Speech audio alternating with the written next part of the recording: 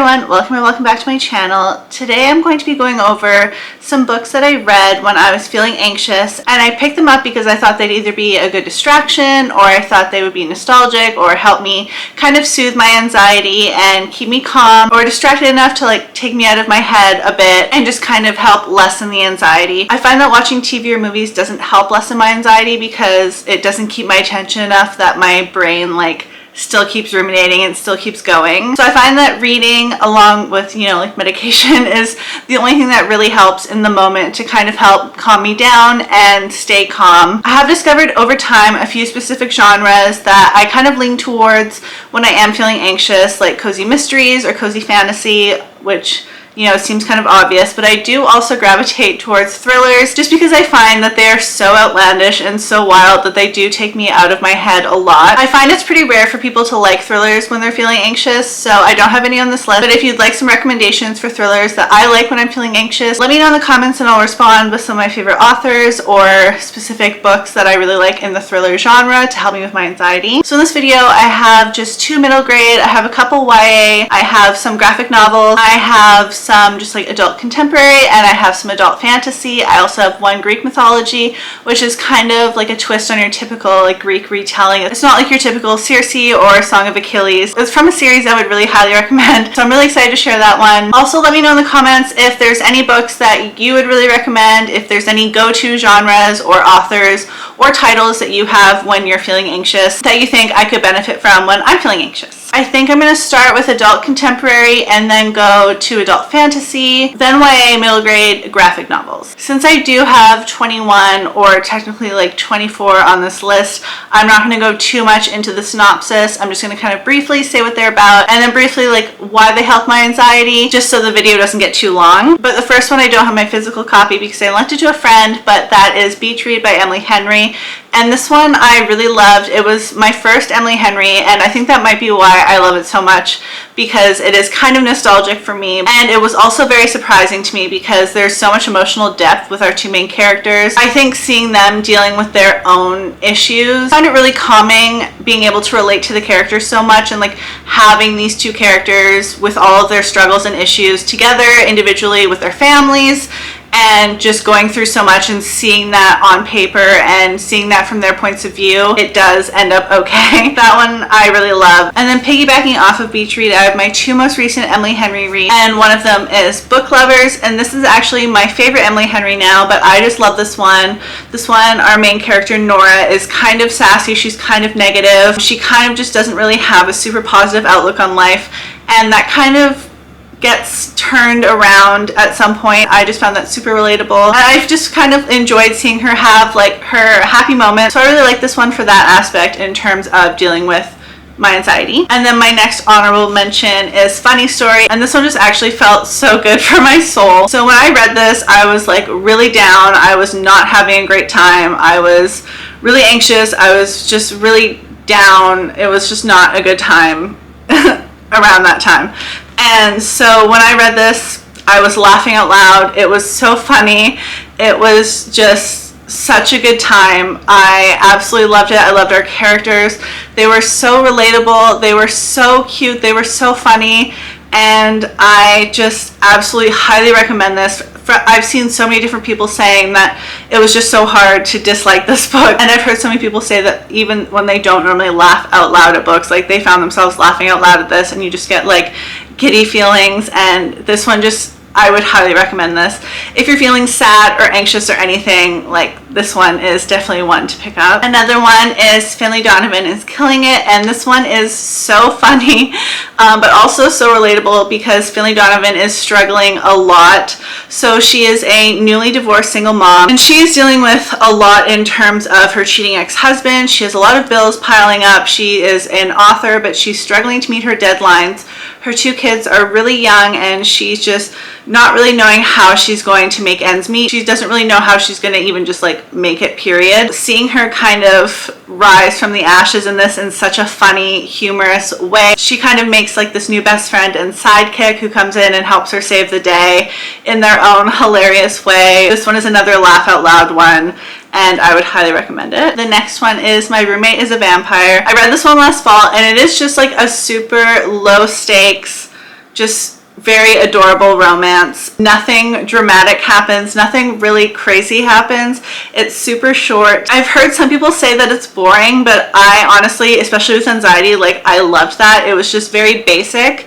Nothing crazy happens. You just see this cute like little love story unfold with the vampire like paranormal aspect that made it interesting and funny and cute. And yeah, I just love this one, and I found myself laughing out loud again, and it just totally like distracted me from everything else going on. So the last like adult contemporary one that I have is Yours Truly. Couldn't not mention Yours Truly because we have our main character Jacob, who suffers from like extreme anxiety, and the way our other main character Bree handles it is just like, it's just so amazing, and the way they kind of work through it together is just so amazing to read about and to like witness. And I just love the character growth between the two of them separately and together, and he's so relatable. I tabbed it so much just because I just love this one. Jacob kind of starts out being the villain, and you find out pretty quickly that it is just because of his anxiety, and I have so much experience with that. I come across as, you know, being unlikable or like seemingly mean at first, or seeming like I don't want to be there, or like I'm not interested. But in reality, I'm just like inwardly freaking out at being wherever I am, and it's just because I'm extremely anxious. So, but once I get to know people, I open up and like calm down. And yeah, so I've had that conversation so many times where it's like, oh, once I got to know you, I realized like you weren't XYZ. So I really like this one. And if you have anxiety, I would highly recommend reading this one. So the next few are kind of like adult fantasy, magical realism, witchy, cozy mystery. It's a little mixed bag. But this one is a witchy, cozy mystery, and it's so cute. I read the first and the second, and I absolutely love them. This one is In the Company of Witches. It is about two aunts and their niece, and they run a bed and breakfast in this small town of Evanfall. Like any other cozy mystery, someone winds up dead, and you know, it's a whole thing. But this one just was so cozy. I loved the magic. The aunts were so adorable, even when they were getting into like their little squabbles. It was just like a really cozy read, and it totally distracted me from everything else going on, and I would really recommend this series. The next one is going to sound super weird, but just going to stick with me, and that is Shady Hollow. And this one is made up of a village of different animals, and they all live together, and they have professions like humans, and they kind of interact like humans, and they live like humans. So there's like a factory with like factory workers, there's like an accountant, there's like a newspaper with journalists, and like restaurants, and a mayor, and police, and all that. And so this one's kind of like a cozy mystery fantasy, and it's really adorable. So as you can imagine, this one totally distracts you and takes you out of reality, and it's just so cute and heartwarming. It's almost impossible to stay anxious while you're reading this one. I'm reading the sequel right now. I believe there's also like 2 more and a novella, so I'm just really liking this series. And the next one is Emily Wilde's Encyclopedia of Fairies. This one I feel like needs no introduction at this point. I feel like so many people know about this, but it is so adorable, it's so cozy, it's so whimsical, it's magical. It is just gonna take you out of whatever reality you're in. It's real enough, like it takes place in our world, but with magical realism, and then like there's other realms. I don't know how to explain it, but it's very cozy, and I would just highly recommend this if you're anxious. There is the sequel, and I believe the next one is coming out in January of 2025. This next one is like the go-to for cozy fantasy, and that is Legends and Lattes. This one is just peak cozy fantasy, peak zero stakes. I was gonna say low stakes, but there's like almost zero stakes going into this one. It's a retired orc opens up a coffee shop in this town that's never heard of coffee. It's just extremely adorable. It's extremely cute. It's heartwarming. A lot of people say it's like a hug in a book, and I would totally agree with that. I would really recommend this one. I also read Bookshops and Bone Dust recently, which is the prequel to this one. I didn't love it as much as this one, but I still gave it 4.5 stars. And yeah, so this next one is where it's like the Greek mythology, but it's not a retelling kind of like Circe or Song of Achilles, but it is Mythos by Stephen Fry. And this one, there's like also Heroes and Troy, I believe. But basically he's just retelling a ton of the stories and the myths in very short little bits. And he makes them hilarious, but still factual. This one is super educational, but also just like laugh out loud funny. I'm making my way through this one very slowly. I'm actually going to start picking it up more often because I haven't picked it up in quite a while. I have Troy to read next. I need to get Heroes, but I'm definitely going to be finishing this one hopefully in the next little while. I'm only like a third of the way through, but I'm loving it, and I would just highly recommend this if you're into Greek mythology. So next we're going into YA, which are all fantasy, and then the graphic novels are all fantasy, and then the 2 middle grades are fantasy. And I don't think that's a coincidence, especially considering a bunch of the adults are fantasy, just because it is such an escape from real life, and it just totally lets you just completely check out whatever you're experiencing, at least partially. I love that about fantasy. I really hate when people look down on fantasy as a genre, especially as someone with anxiety, because it just is such an awesome way to escape. So that's kind of all I'm going to say about that. I'll get off my soapbox now and move on to the first one, which is Draw Down the Moon. And this one was actually very cozy, but it wasn't super low stakes. There was still a lot going on. There was some drama. There was still a lot to the plot, but it did still feel very cozy. The back just says, a mystical school, a mysterious death, and a magical romance. I love a good magical school setting, and I find that super nostalgic. So I'm not surprised that I absolutely loved this one, especially with the anxiety. I would really recommend this one. And then the next one is Compass and Blade, and I found that this one really just completely distracted me. I think I read this in almost one sitting. Like, it completely just drew me in, and I like totally forgot about whatever else I had going on. And the back of it just says it's a lyrical romantasy debut, and it's for anyone who loves the salt spray of the oceans, sirens who lure men to watery graves, swoony romance, and girls with revenge in their hearts. And I just loved this one, and I would really recommend it. It was super dramatic while not being too like heart pounding, so I really liked this one. The next one is The Babysitter's Coven, and this one was really cute. It says it's The Babysitter's Club meets The Chilling Adventures of Sabrina, and my guilty pleasure is The Chilling Adventures of Sabrina, like 100%. It is my go-to background show whenever I have anxiety. It's just like the first thing I put on. I will almost always have it on when I'm reading if I don't have like rain noises on in the background or anything. Like Chilling Adventures of Sabrina is almost always on.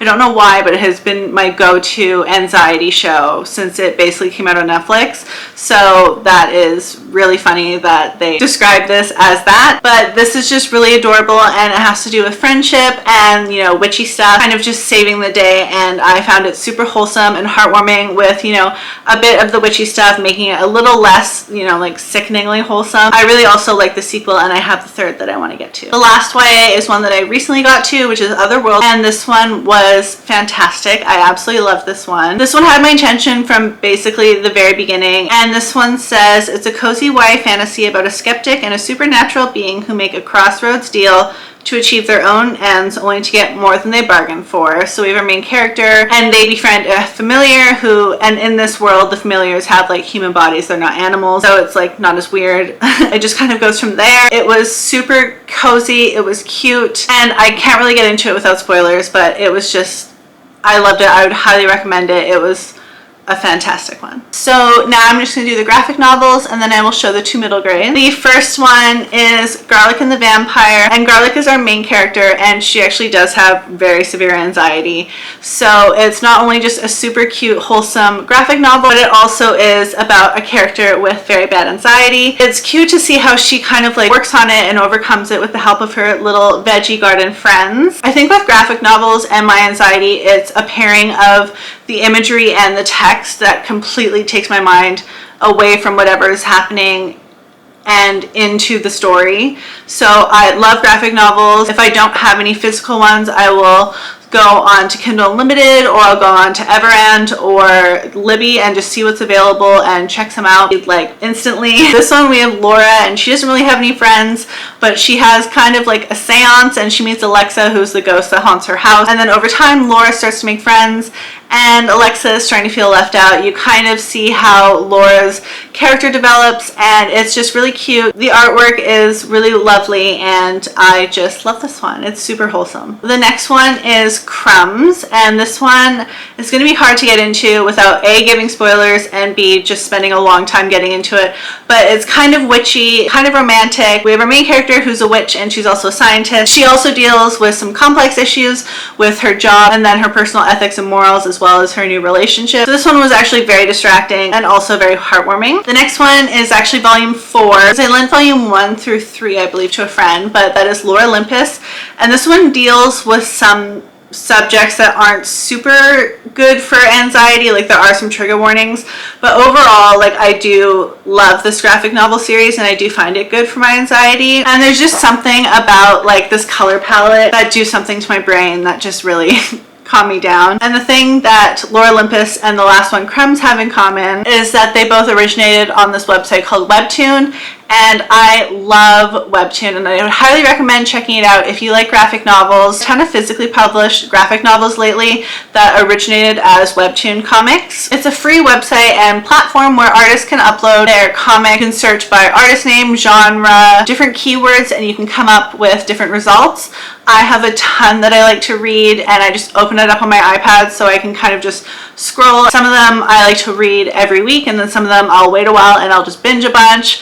Sometimes you can find completed whole works and you can just binge the whole thing. I would highly recommend Webtoon if you like graphic novels, and especially if you like to read graphic novels when you have anxiety. I would highly recommend going in there when you don't have anxiety and just saving a bunch, so that when you are experiencing it, you can just go in and you know you have these saved, and you can just kind of open it up and you're ready to go. There's also an app that you can download on your tablet or on your phone. So the last two are my middle grade, and one of them is a series, and the first one is called The Strangers.